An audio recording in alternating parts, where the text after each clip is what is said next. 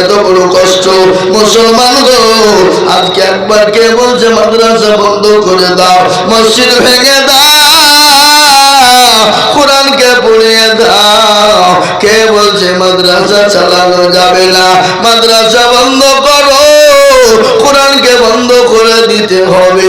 এই দেখেন ভারতবর্ষে, এই দেখেন দিল্লির হাইকোর্টে আপনার জমা হয়েছিল মাদ্রাসা বন্ধ করার জন্য। বলে ভারতবর্ষে যতগুলো মাদ্রাসা আছে বন্ধ করে দিতে হবে। কেন বন্ধ করে দিবা? বলে মাদ্রাসায় কোরআন পড়া চলবে না, মুসলমানদের কোরআন পড়তে দেওয়া হবে না, মাদ্রাসা বন্ধ করো। হাইকোর্ট কিন্তু বিচারটা দিতে পারলো না, সুপ্রিম কোর্টে দিয়ে দিল। সুপ্রিম কোর্ট রায় দিয়েছে 2-3 সপ্তাহ আগে, বলে দিয়েছে ভারতবর্ষ নয় গোটা পৃথিবীর জমিনে যত মাদ্রাসা আছে সমস্ত মাদ্রাসা হলো বৈধ। পৃথিবীর কারো ক্ষমতা নাই মাদ্রাসা বন্ধ করে দিতে পারে। আলহামদুলিল্লাহ বলেন।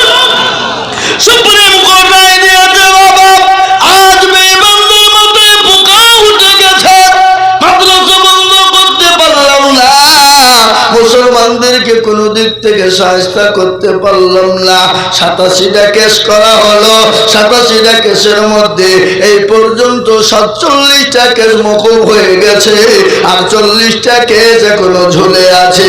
আমি আপনাদেরকে বলবো, ও মুসলমান গো, ইসলামকে কেউ মেটাতে পারেনি, ফেরাউন পারেনি, আবু জেহেল পারেনি, আবু লাহাব উতবা সাইবা পারেনি, নমরুদ পারেনি। এই যুগের বেঈমান তারাও চেষ্টা করলো, ইসলামকে মেটাতে পারবে না, কোরআনকে শেষ করতে পারবে না, মাদ্রাসাকে বন্ধ করতে পারবে না। একটু হাতটা তুলে আল্লাহকে দেখিয়ে দিয়ে সবাই বলুন না ইনশাআল্লাহ।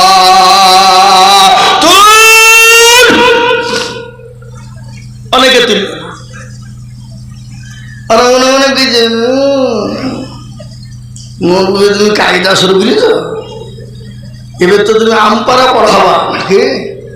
হ্যাঁ বাবা বলুন তো, কায়দার পরে তো আমপারা হয় নাকি? নাকি বুঝছেন আপনারা?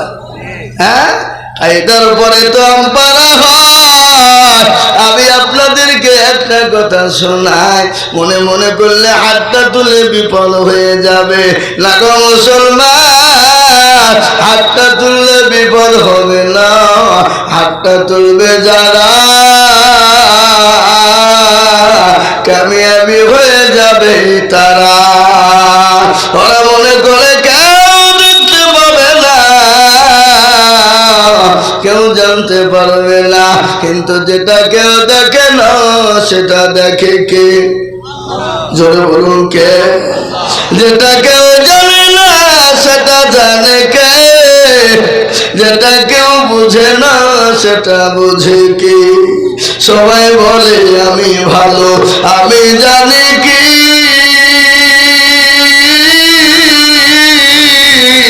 আমার মনের গোপন খবর জানে আল্লাহজি। আলোতে আধারে নির্জনেতে কোথাও কি করেছো তুমি সব জানে সে, তারারি চোখে থেকে যাবে না ফাঁকি, আমি জানি কি। মুসলমান গো, সকলের কাছে চালাকি চলবে, সকলের সঙ্গে চালাকি হবে, কিন্তু আমার আল্লাহর সঙ্গে চালাকি হবে না। তাই আমি আর একবার বলবো, ও মুসলমান, পৃথিবীর বেঈমানরা যদি চেষ্টা করুক না কেন, ইসলামকে মিটিয়ে দেব, কোরআনকে মিটিয়ে দেব, দিনকে মিটিয়ে দেব, মাদ্রাসাকে মিটিয়ে দেব। আমি আপনাদেরকে বলবো, কিয়ামত পর্যন্ত ইনশাআল্লাহ মাদ্রাসা বন্ধ হবে না, কোরআন বন্ধ হবে না। কেন? কোরআনের মালিক হলেন একজন, তিনি একবার হাতটা তুলে বলুন কে? তিনি বলেন আল্লাহ।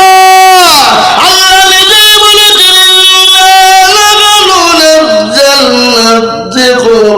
ওয়া ইন্না লাহু লাহাফিজুন। ও মুসলমান গো,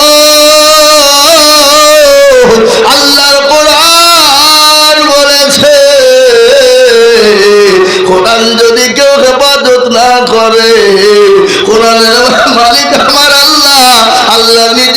বলেছেন কোরআনের হেফাজত করবো আমি আল্লাহ। ও মুসলমান দরদি, আজকে আপনাদেরকে একটু শোনাবো ও আল্লাহর গোলাম, ও নবীর উম্মতের দল, আল্লাহর বান্দা, আল্লাহর কোরআনের খিদমতের জন্য আমি আপনাদেরকে বলবো, বাপ কে আছো আল্লাহর দিনকে বানানে वाला, ইসলামকে বাঁচানে वाला, কোরআনের খিদমত করনে वाला। আর দারুল উলুম দেওবন্দের সমীক্ষা শুনেলেন, বেঈমানরা কোরআনকে পড়িয়ে দেবে বলেছে, কোরআনকে শেষ করে দিবে বলেছে, কিন্তু আল্লাহু আকবার, ভারতবর্ষে এক নয় 6,500 কোটি, বলুন 6.5 কোটি হাফেজে কোরআন দুনিয়ার জমিনে মজবুত, বলুন সুবহানাল্লাহ, যারা বলুন না সুবহানাল্লাহ। 6.5 কোটি, কত বললাম?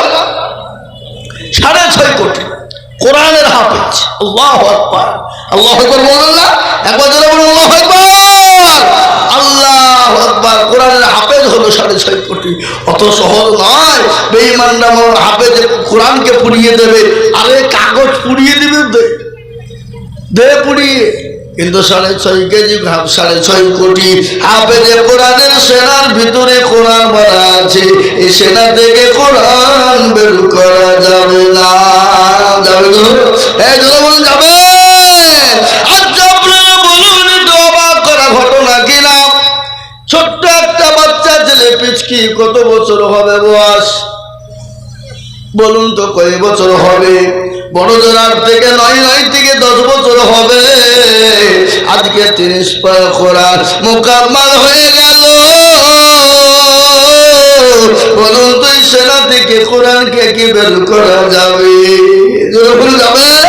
ও মুসলমান, আমি আপনাদেরকে বলবো, বাপ লম্বা চৌড়া বয়ান বক্তব্য নয় রে বাবা। পৃথিবীর জমিনে বেঈমান যতই চেষ্টা করুক না কেন, কোরআনকে মিটিয়ে দিতে পারবে না। তাই আর একবার হাতটা তুলে দিয়ে মহব্বতের সাথে বলুন ইনশাআল্লাহ।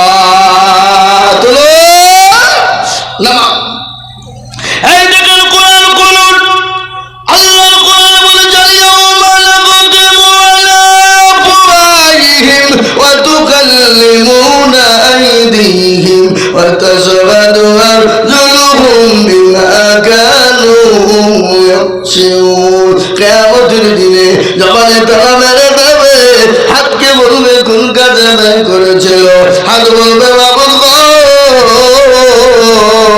ওই বাবুলাবাদ মাদ্রাসা বক্তা আজিজুল কোরআনের জন্য হাতটা তুলতে বলেছিল, হাতটা তুলে দিয়েছিলাম। সেই দিন জাহান্নামটা হারাম হয়ে যাবে, জান্নাতটা ওয়াজিব হয়ে যাবে।